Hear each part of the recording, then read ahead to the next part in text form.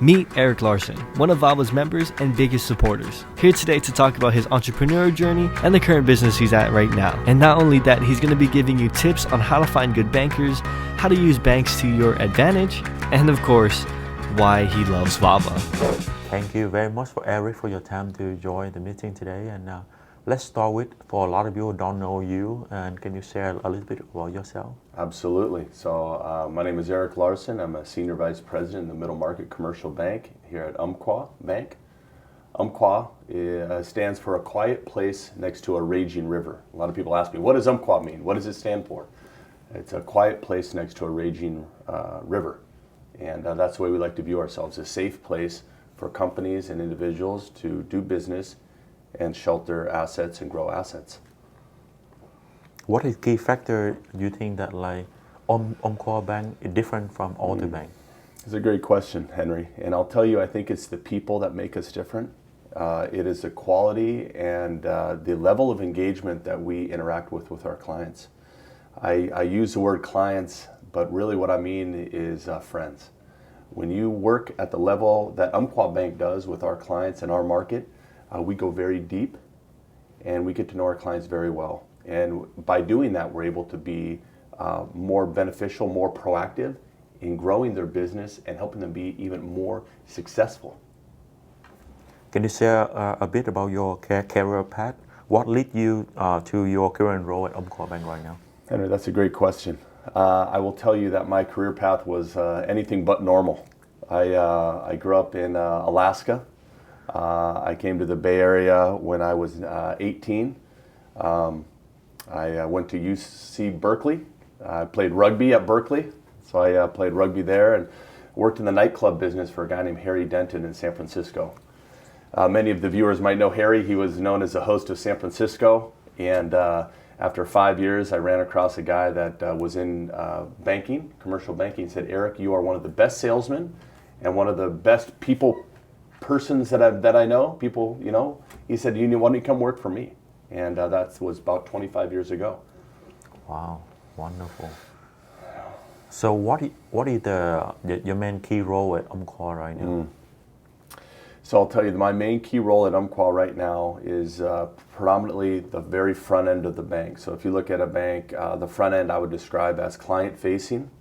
My job is to interact with prospective clients, new clients to the bank, identify what industries that the bank has a favorable disposition to lending to and to doing business with.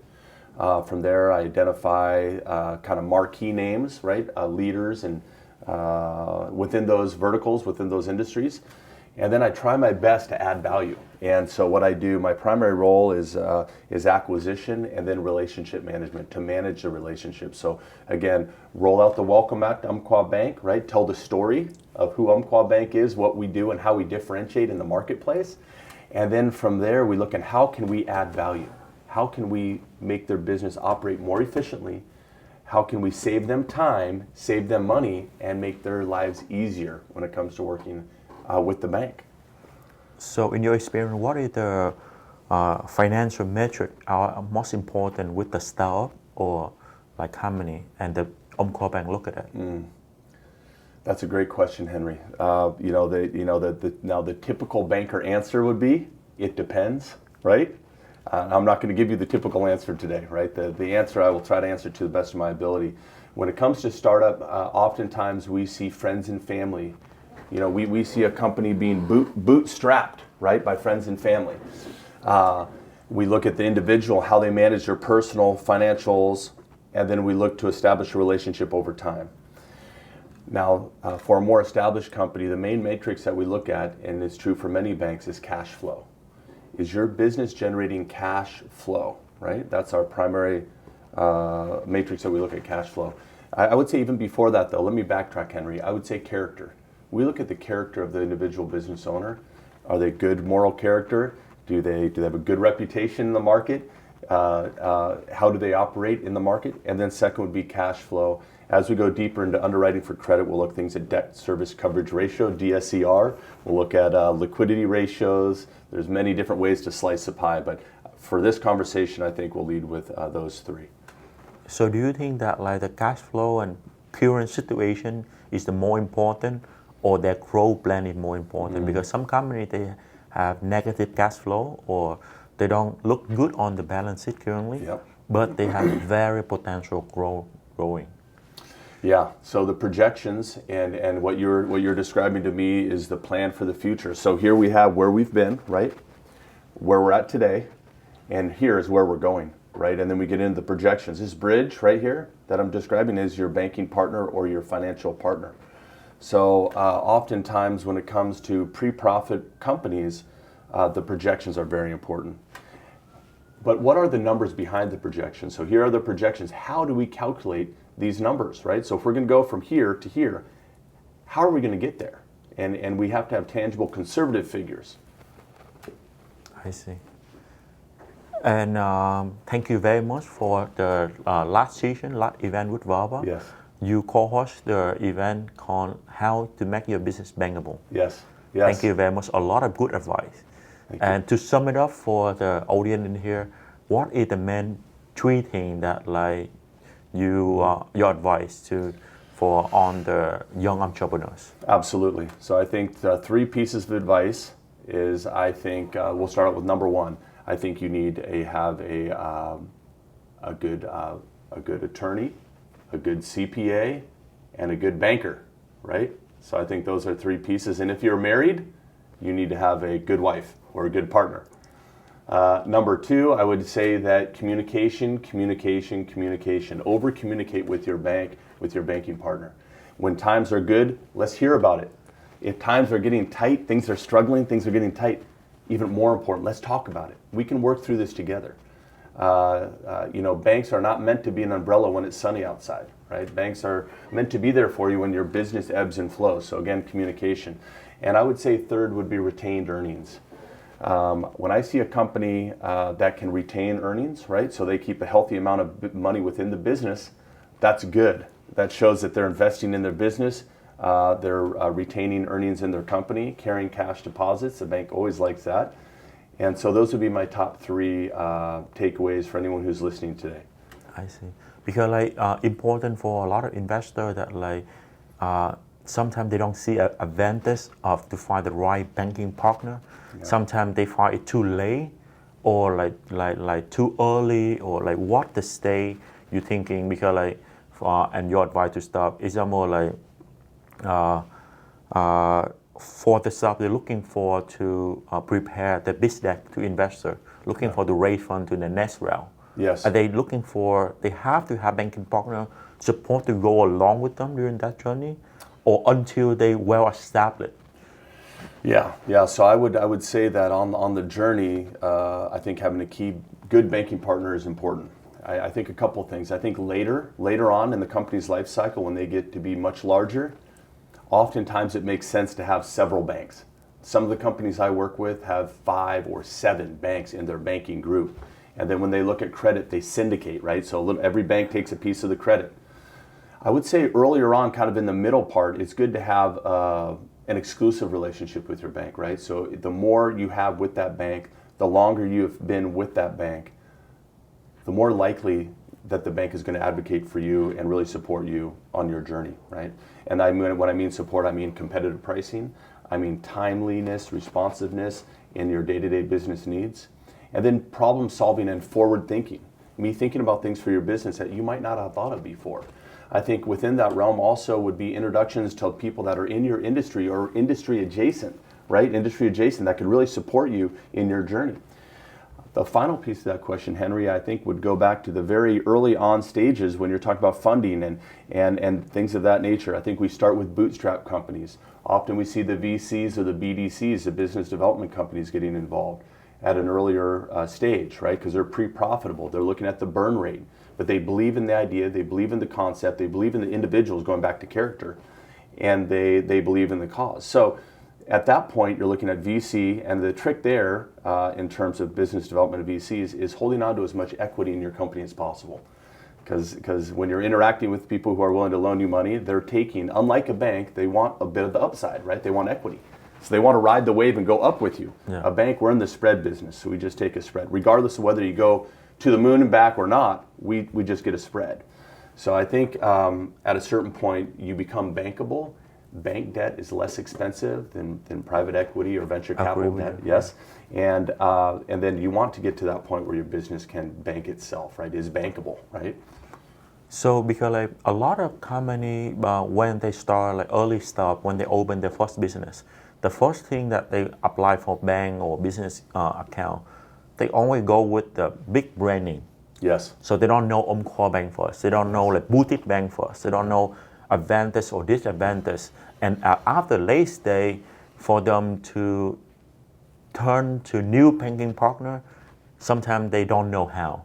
True. Sometimes say they scared risk strategy or anything. They need to pay attention. So what are your advice on it? Because like for the mindset of early stage company, they don't know what to ask. They don't know they need that to have a good banking partner at the beginning. They say, oh, that bank have good brand name, I just go with that. I just open with account. And after that, when they grow fast, after 6 months, a year, or 3 years, sometimes they realize what is mean a good banking partner mean. Henry, you're absolutely right. You're absolutely right. So I would consider this, and I maybe do an analogy, compare this to back when we were younger and in high school we were playing sports, right? If we're going to hit the track, we need some running shoes, right? If we're going to do track and field, we might need some shoes with spikes on it. If me and you were going to go climb a mountain, we need hiking shoes. I think when you look at a business, there's different stages, right? You have the sprint out the gate, you have the hike where it's slow and strenuous. Maybe when you get to the top of the mountain, you put on some skis and you slide down, right? So I will tell you that there are very many great banks out there. With the mass money center banks, the big ones, they will remain nameless, they're great institutions. But maybe if you're Coca-Cola, you would be a great company for a bank like that, right? You're going to get a lot of attention. You're going to get everything you could ever want and need. Now, maybe if your company is smaller in scale and revenue is maybe slightly smaller, you might want a regional bank, a community bank, one that's really grounded in the community in which you're doing business, right? Your local bank. When we speak about Umpqua Bank, we're what they call super regional. So we cover the 8 westernmost states. If there's a company headquartered in Northern California, I can deliver quality products and services custom tailored to meet their specific needs, Henry, to help them grow. And then from there, we can follow them into other states. I think that the big differentiator is, again, going back to the quality of employees that are with Umpqua Bank within our ranks, the level of service and the depth that we go to knowing our clients and advocating for our clients and having a fierce commitment to their success. That's not always the case, right? There are times when you may feel like a number on a piece of paper. If you feel that way, you may not be with the right bank or banker, right? Who do you work with? What's their name? What's their cell number? Let's call them. Are they going to answer, right? I agree with you. Yeah. Customer service, your partner always side by side with your business. Yes. And especially like banking partner is very important. Yes, I agree 100%. Yeah, 100%. So thank you very much to be on the panelist for the big season 3. And what you experienced for the last 2 seasons? Well, I tell you, to say that I was impressed with season 1 and season 2 would be an understatement. I left season 1 and season 2 with my mind blown. The quality of attendees, the breadth, depth, and scope of VABA and Pitch Perfect series 1 and 2 really left me speechless. The quality of attendees and the in-depth conversations we had was phenomenal. Season 3, I cannot wait. I am so excited to be a panelist. I'm honored that VABA has asked me, VABA Ventures, to be a panelist. I'm honored and I'm thrilled that Umpqua Bank has a seat at the table to interface with these entrepreneurs. And what do you believe events like Pitch Perfect are good for startups seeking funding and mentorship? I'll tell you, I think it's phenomenal for startups and people seeking funding. I'll tell you why, because at the end of the day, we're in a relationship business, right? And if you're not out there fiercely advocating for your business and for yourself and what makes your business different and why your business is needed within our community, right? You're missing out, right? So it's like going to the gym. If we're not going to the gym and lifting weights and running, you may not be in great shape. If you want to compete, at the level in which entrepreneurs are competing at in this day and age, you have to be at Pitch Perfect Season 3. Each stop have only 5 minutes to present to the potential investor. What advice would you give to entrepreneur prepare to pitch the idea to top investor? Confidence. Confidence is key. Everyone knows the term elevator pitch, right? You're in the elevator, you have a top executive that comes in, and you have, 5 minutes would be a long elevator ride, right? Elevator, if we're talking about elevator pitch, you're maybe talking about maybe 30 seconds to a minute. How quickly, how effectively can you communicate your value proposition, and how quickly can you sell what it is that you believe so deeply in and establish trust with this individual? I think it comes down to trust, value, and ultimately speed to revenue. How quickly can you take this idea you have and make it a reality? What are some common mistakes you see entrepreneurs make when pitching and how to avoid them? Yeah, I will let them remain nameless, but there are times when I see the very expensive car, right? It's the very expensive lifestyle. And the reality is, and I will refer to the great Warren Buffett, right? The proof is in the pudding, right? So when we look at a company, really manage the ego, right? And also take baby steps. You got to walk before you can run. You got to crawl before you can walk. Right? Nobody started out coming into this world running, right? So we crawled, we walked, and then we ran. So my suggestion and my recommendation would be to patience, hard work, and believe in yourself and what you're bringing to the market. And Pitch Perfect Season 3 will give you that opportunity. Yeah. Can you share something to the audience? What is the 3 things important for Pitch Perfect Season 3 can offer to startup or any professional in the Bay Area? I would say visibility, number 1. Visibility is key. You got to be there to get there, and if you're going to get there, might as well make it Pitch Perfect Season 3. Number 2, when you walk in that room, know that you are in a loving, kind, caring environment full of like-minded entrepreneurs and people that want to see you succeed. That's why we're all there. VABA Venture, we come together to support each other. And number 3, have fun. If you're taking yourself too seriously, if you're nervous, you got to get rid of that stuff, right? We're here to have fun, and we're here to raise capital and take innovative ideas and make them a reality. And nobody does this alone. No one's ever done it alone. We're better together when we speak with one voice, and we can do that Pitch Perfect Season 3. Wonderful. You are a long-term member of VABA, Yeah. and can you share a little bit what you experienced at VABA? Sure. And what VABA about, and what VABA offer on the table? Absolutely. So I've been a member of VABA for many years now. As you look around my office, I have many pieces of VABA.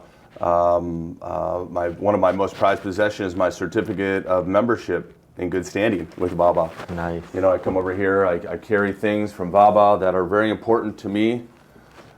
This is Pitch Perfect Series 1, Series 2. I keep these. I don't drink them. I save them. They're important to me. I carry this is what I got from Vietnam, and when I think about my trip, VABA took me to Vietnam. I got a chance to go to Vietnam and go to Hanoi, Da Nang, Long An, Ho Chi Minh City with VABA. So VABA to me is really, it's transformed my business and me as an individual from being Erik Larsen, commercial banker, to international. VABA is international.